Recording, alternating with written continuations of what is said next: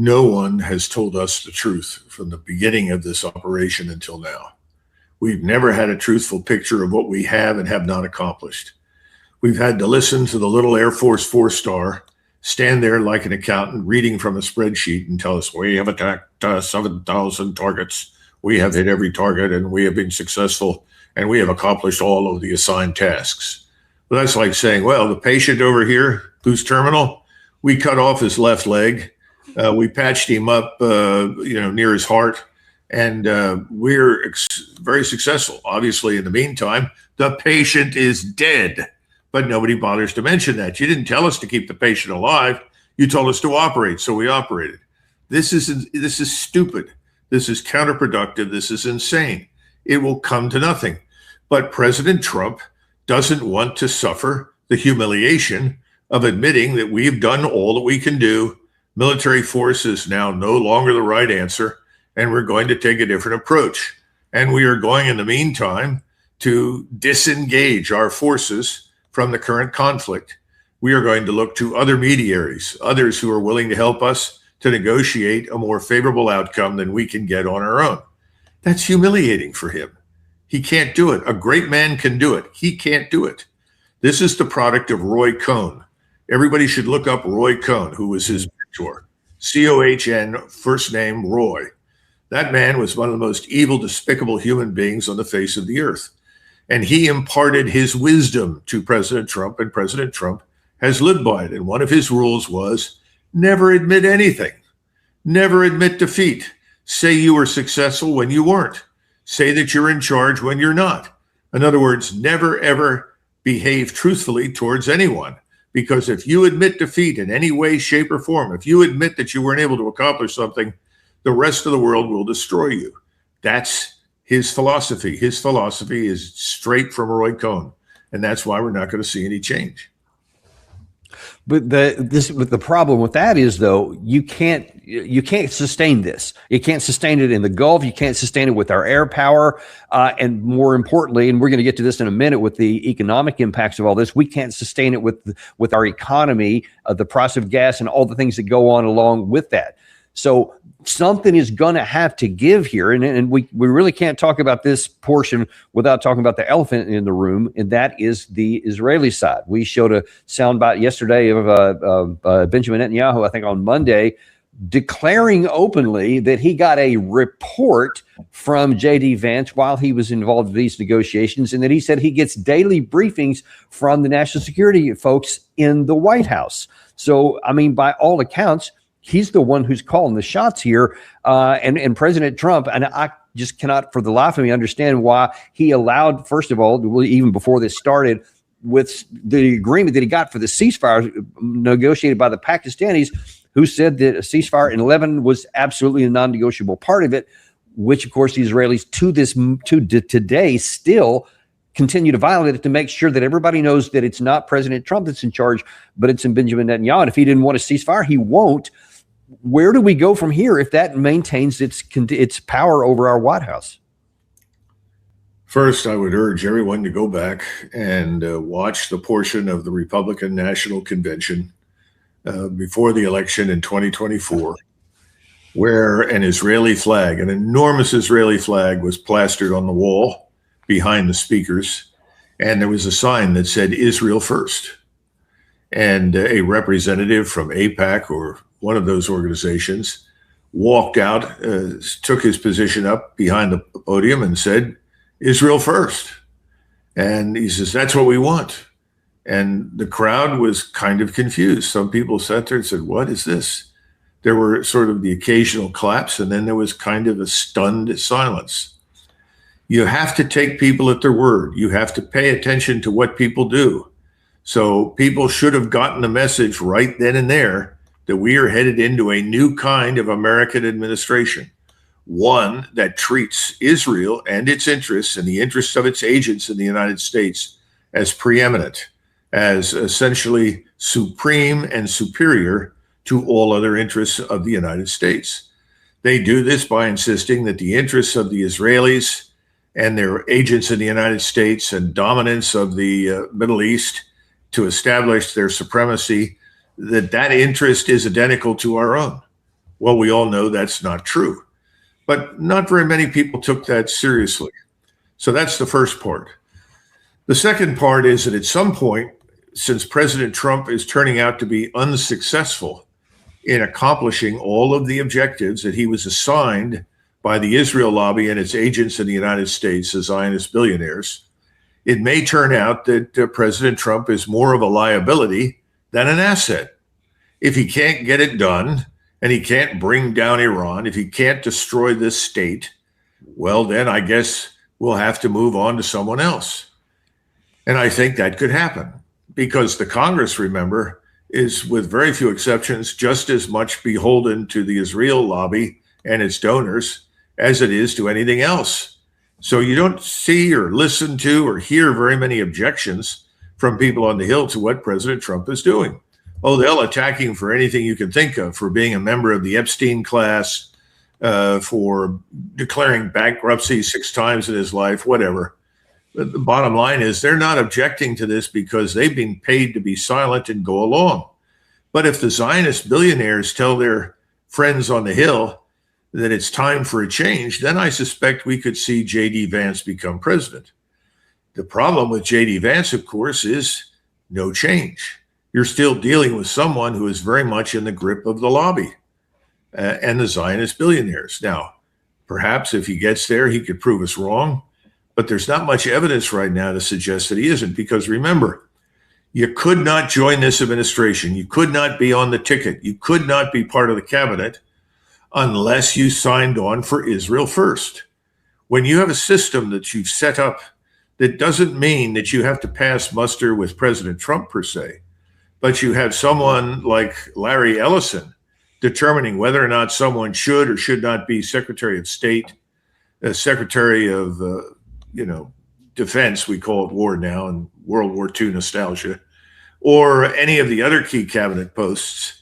You know that you've lost control of your government. This is no longer an American government. It belongs to the people with the money who are Israel firsters.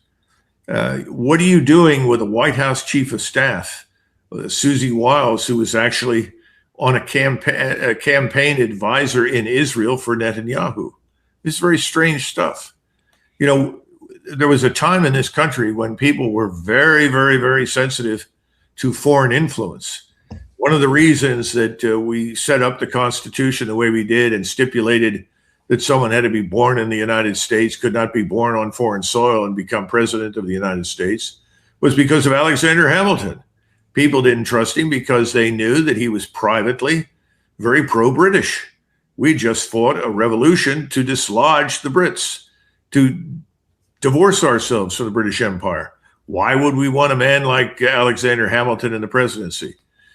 This is something it's not entirely new, but it really is new in the sense that the government is not in the hands of Americans acting exclusively, primarily in the interests of the United States and the American people. Well, and let's look at the ramifications of what you described. I mean, anyone who's willing to look honestly can't possibly come to any other conclusion because just based on the actions. I mean, you can even just keep it narrowly from these negotiations in. There was a great chance for President Trump to get some kind of face-saving deal in Islamabad. The Iranian side was willing to cooperate with him as long as they got some things they wanted. We threw that in the trash. And one has to ask the question, why? I think you just answered it. But now we have to look at the ramifications of that. And there's a lot of financial implications of that. Let me just take a look at a couple. You've mentioned both in Asia and in Europe. Here's one from Asia. This is from the Korean Jungan Daily. They're already warning about that they may have to expand vehicle rationing to private sector if fuel prices continue to rise. And this was 2 weeks ago. So the situation continues to get worse there. And as you were telling actually Gary and I this morning, there's some issues going on in Ireland too, to where it's already rising to some really big issues with these fuel costs. And there's a lot of protests going on. Well, I think it's very important to watch what's happening in Ireland. I would say that if you're a European or an American, Ireland is the canary in the coal mine. Now, why do I say or American? There are people in the United States who don't understand that oil is a fungible commodity. that simply because we have a great deal of oil in the United States, that the price of oil will remain low. That's not true. And if this goes forward, as I think it will, to a failure of ceasefire and eventual renewal of the war on Iran, I think what you're going to see is a precipitous rise in fuel prices here in the United States. And diesel is a huge problem, not just in Ireland, but across Europe, because they have a particular type of diesel that is being mandated by the European Union that depends very heavily on urea. And that particular component is something that comes out of the Persian Gulf in great quantities. If you can't get it, then you have to use regular diesel. But the problem is all the trucks are fitted with catalytic converters designed to use fuel that is based on urea. Now, I encourage everybody who's watching this, go look this up. But if you're an Irishman and you own a truck and your living depends upon the use of that truck to deliver goods for you to be paid, and you can't drive it, that's it. It's the end. You lose everything. You have no income. I don't know if you have a mortgage on your house or not, but you still have to pay somebody somewhere to rent a place. So suddenly you can't rent anything. Nothing else matters at this point. Then the next thing that you begin to feel the pinch from is the absence of all the foodstuffs that you would normally receive, because those foodstuffs are not arriving in the same quantity or the same quality that they once did. In other words, the supply chains you're accustomed to begin to break down. Now, Ireland is a very good place to watch because it's small. Things happen there and their repercussions are felt everywhere far more quickly. And to all of this must be added something else. And this is something else that we've discussed in the past, I think. They have an enormous number of foreigners in the country that the vast majority of the Irish do not want in the country, do not like in the country, and would like to expel. Now suddenly you have these foreigners who are competing for the same things the Irish population wants and needs, which leads you as an Irishman to say, wait a minute, who are you? Where are you from? What are you doing here? You're from a country 5,000, 6,000, 2,000 miles away, and you act as though you own it, that you have a right to be in my country. That's when things get very ugly. That's when internal unrest races out of control. And at some point, Irish soldiers and Irish policemen who are trying to maintain order are going to have to make a decision. Whom do I protect? On whose side do I stand? Do I stand with the Irish, which is what I am, or am I going to run around and try to protect foreigners? This is why in 1929, 30, and 31, Herbert Hoover, as president of the United States, deported 9 million Mexicans. He didn't deport them because he disliked them. He deported them for the following reasons. Number one, most of them were holding jobs that were now needed by Americans. Number two, he knew that if he did not get them out of the United States, they could become objects of violence. In other words, they could be the recipients of what I just described potentially happening in Ireland. In fact, I think it's already begun. And he didn't want to see that. So he said, send them home. When things get better, they want to come back legally, we can make that work. But right now, we can't tolerate this. Americans need those jobs. So watch Ireland, watch carefully across all of the sectors of that country. That's the microcosm. You're going to see it happen eventually in France, in Germany, in the North European countries, especially in Italy, Spain. All of these countries are dealing with huge numbers of people inside the country who are not native to the country. They are not indigenous. They are, in most cases, not even citizens. This is a big problem. So let's watch and see what happens there, because at some point when things get tight here, we're going to see something similar here in the United States. For the last point here, sure. Everyone listening to this, like you and I, we have all lived in a period of unequaled abundance. We grew up in a world where there was abundance of everything, abundance of food, abundance of heat, abundance of housing. That's changing. We're moving from abundance to scarcity. We've only just started. It's going to get worse. How are we going to deal with that? And I think that's what President Trump ought to be thinking about, not Iran and not Israel's national security interests, whatever they may be. Israel is going to have to take care of Israel's interests. We have to take care of ours. And we, like the Europeans, need to get rapidly out of this war, put an end to it, and try to restore normalcy as quickly as possible. If he cannot do that, if he can't bring himself to do that, then he should resign and let someone else come in to do it, because that's what we need right now. Well, I certainly couldn't argue any of that because I mean, just the contours are all over the place. We just talked about them. I mean, we can't sustain our missile fire. We didn't even talk about that today. But you know, with our interceptor missiles, the PAC-3s, the THAADs, with our offensive missiles, the JASSMs and the Tomahawks, and it's just wear and tear on our aircraft. I mean, you just can't do that for an extended period of time. Then the same thing on the ship crews, et cetera. But then we can't break it because the geography of Iran, the way the strait is set up, all those things you just mentioned there, all these are unsustainable. And yet, instead of coming to the conclusion you just talked about, the only thing that makes any rational sense, we're keeping going down this other path here that's unsustainable and unattainable. And I just can't see how it's going to have any end other than some bad end that you're talking about here, because wishful thinking and spin won't last when you hit that harsh reality you just described. Where do you see this going here from now? I mean, how much longer can this fiction last at the administration level? Well, given the complacency in Washington, and you see some of it on Wall Street, people on Wall Street don't understand what's going on. They have no idea. They think that what we've witnessed in the oil markets, the petroleum markets, are anomalies. This is not a new permanent condition. So they don't understand this transition from abundance to scarcity. Eventually, they'll figure it out. And eventually, you'll see the stock market crash as confidence dissipates. And it's really enduring confidence in the government, in the president, that is sort of keeping the enemy at the gates, at least in an illusory sense. Because President Trump comes on, he says, oh, I don't think this will last too much longer. This should be over in a few days, or this should be over in a week or two, certainly by the end of April. Well, I've got news for you. If you're going to end this thing, you're going to have to do it, Mr. President, because everybody else isn't going to cry uncle.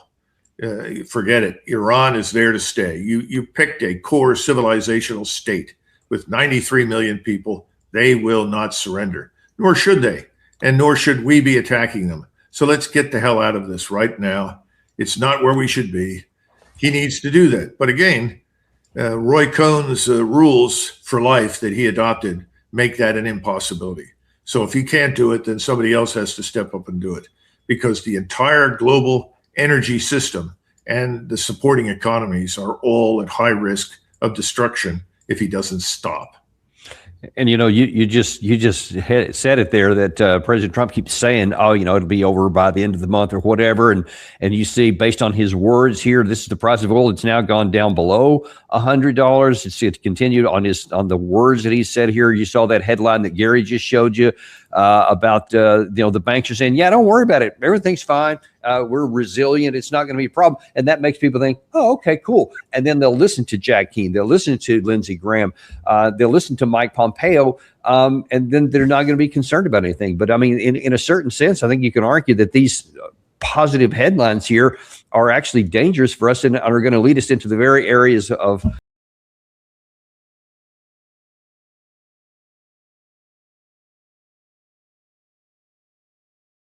as long as the optics are good, President Trump is happy, but the optics are not going to get you through this. We're in a real trouble right now. It reminds me again of Thomas Mellon. He was the Secretary of the Treasury in 1929. And in June of 1929, he gave a famous speech and told everyone we live in a period or an era of unbroken prosperity. Everything is fine. And what was he doing at the time? He was liquidating all of his stock holdings, converting everything that he could into gold and cash, and getting out of all the markets. And here was the Secretary of the Treasury who was doing that, telling everyone to relax. Things are just fine. They're not. And I'm telling everybody the same thing right now. So we'll see. I still hope that President Trump will see himself as first and foremost the president of the United States and recognize that he has his obligation to shelter, to protect, and feed the United States and its people first. Let's certainly hope that because the alternative is pretty dark, and I hope we don't have to find out. I'd hate to see the Ireland microcosm turn into our bigger problem here, but I think that's out there if we don't heed some of your warnings here. But